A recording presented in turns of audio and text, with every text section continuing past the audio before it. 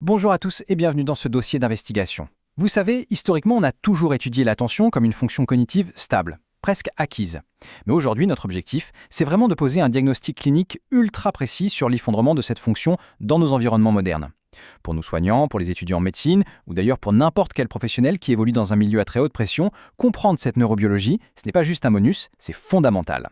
Et on ne parle pas ici d'une simple question de productivité pour faire plus de dossiers, non, c'est une véritable question d'intégrité biologique.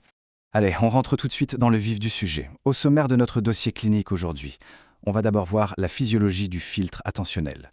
Ensuite, on décortiquera la mécanique de la concentration avant de diagnostiquer la pathologie de la distraction. On abordera ensuite notre vulnérabilité face à la fatigue cognitive pour enfin terminer sur les protocoles concrets qui permettent de restaurer notre équilibre. Chapitre 1, donc, la physiologie du filtre attentionnel, ou ce qu'on pourrait appeler le nettoyage sensoriel. 86 milliards, c'est le nombre astronomique de neurones que compte notre cerveau, fruit d'une très longue évolution. C'est fascinant, mais voilà le problème. Face à l'avalanche absolue de stimuli visuels, auditifs ou même somatiques qui nous bombardent à chaque milliseconde, ce vaste réseau nerveux est en réalité instantanément débordé.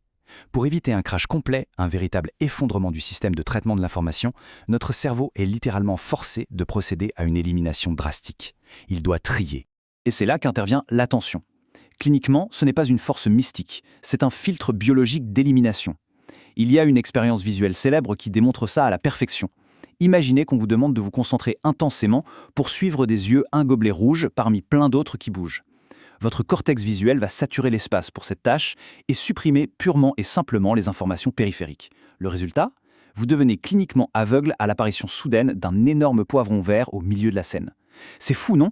Votre attention a littéralement nettoyé la scène visuelle pour prévenir la saturation. Passons au deuxième chapitre, la mécanique de la concentration, avec l'application du protocole PIM. Et ça illustre brillamment la façon dont on peut opérationnaliser ce filtre. L'acronyme PIM rassemble 3 alignements neuroanatomiques absolument vitaux. Prenons un cas clinique tout bête, un soignant qui transporte un verre d'eau rempli à ras-bord dans un couloir sans le renverser.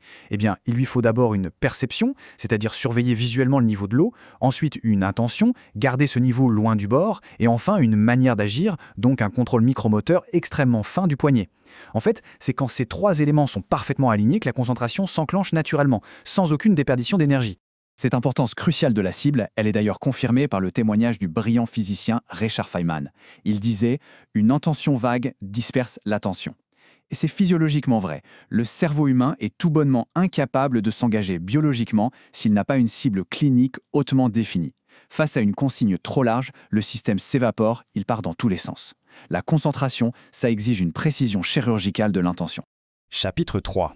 On change de registre pour en parler de la pathologie de la distraction que l'on peut diagnostiquer comme une véritable faille de sécurité. En fait, la racine de cette pathologie réside dans une guerre neurologique interne. D'un côté, on a le cortex préfrontal. C'est notre zone analytique, celle qui supervise nos objectifs à long terme et nous permet de prendre du recul.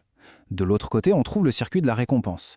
Ça, c'est un système dopaminergique beaucoup plus primitif qui cartographie notre environnement avec un seul but en tête, trouver du plaisir immédiat et fuir l'inconfort. Et ce circuit-là capture notre attention de façon totalement réflexe, juste en fonction de la valeur perçue du stimulus. Et le vrai problème aujourd'hui, c'est que les plateformes numériques modernes ont parfaitement disséqué cette physiologie. Elles agissent comme de véritables agents pathogènes. Elles utilisent des algorithmes basés sur des récompenses intermittentes, elles simulent la validation sociale et elles génèrent ce fameux syndrome de privation sensorielle, le FOMO, la peur de rater quelque chose. Ces outils délivrent des récompenses artificielles qui court-circuitent complètement nos mécanismes de satiété. Contrairement à un bon repas qui finit par nous rassasier, là, le circuit tourne en boucle sans aucun frein régulateur. Ce qui nous amène au chapitre 4, vulnérabilité, fatigue cognitive et effondrement préfrontal. Alors, le point crucial, c'est celui-ci. Quand votre cortex préfrontal est métaboliquement épuisé par toutes les décisions et le stress accumulé dans la journée, il perd son fameux pouvoir inhibiteur. Et simultanément, le circuit de la récompense, lui, devient hypersensible, avide de compensation facile. C'est l'étiologie très exacte qui explique pourquoi, pour un interne de garde à 2 h du matin après une journée harassante, il devient physiquement impossible de résister à la consommation compulsive de vidéos sur son téléphone. Le garde-fou biologique est purement et simplement désactivé. Enfin, chapitre 5, les stratégies cliniques pour restaurer cet équilibre attentionnel. La toute première approche thérapeutique, c'est de développer son sens de l'équilibre attentionnel. Voyez ça exactement comme l'équilibre physique. Quand vous êtes sur une poutre, vous ne cherchez pas une rigidité absolue. Vous cherchez plutôt à détecter le moindre micro-déséquilibre pour compenser tout de suite. Au niveau cognitif, c'est pareil.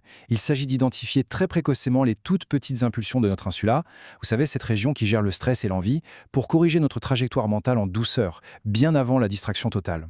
Et pour illustrer cette clinique de la souplesse, regardez le cas très documenté du champion d'apnée Guillaume Néry. Pour faire face à des environnements écrasants sans disjoncter, il applique ce qu'il appelle un filtre de lenteur. Il crée un tampon, une zone d'absorption autour de lui. Transposé en milieu hospitalier ou dans un bureau survolté, adopter cette posture d'absorption lente permet d'accueillir le chaos extérieur sans pour autant déstabiliser son propre équilibre neurologique interne. C'est redoutablement efficace. Ensuite, on aborde un concept clinique majeur, la mentalimentation, c'est-à-dire la nutrition mentale. Notre cerveau a recyclé ses mécanismes archaïques de navigation spatiale pour cartographier des concepts abstraits. Et ça, c'est le boulot de l'hippocampe. Mais attention, c'est à double tranchant. Si vous vous exposez continuellement à des flux d'informations anxiogènes, votre hippocampe va physiquement surreprésenter ces zones de danger, et là, l'angoisse devient l'environnement par défaut de votre déambulation mentale. Vous devenez ce que vous consommez intellectuellement. Enfin, il est temps d'abolir ce mythe persistant qui voudrait que la concentration soit toujours synonyme de douleur et d'efforts insurmontables. Prenez l'expérience du grand pianiste Franck Bralet. Il explique que lorsque l'attention est correctement ciblée et que les réseaux de neurones sont harmonieusement synchronisés, l'effort disparaît presque totalement. Un cerveau bien aligné ne se consume pas à petit feu. Au contraire, cette adéquation parfaite de la ressource à la tâche produit une sensation d'énergie intense. Vous l'aurez compris, l'attention ne relève absolument pas de la métaphysique.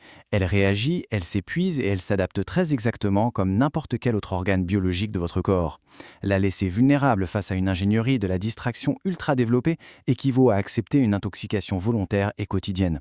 Protéger jalousement ce que vous donnez à consommer à votre cerveau est aujourd'hui la prophylaxie la plus critique pour garantir durablement votre propre lucidité, votre santé et votre équilibre cognitif.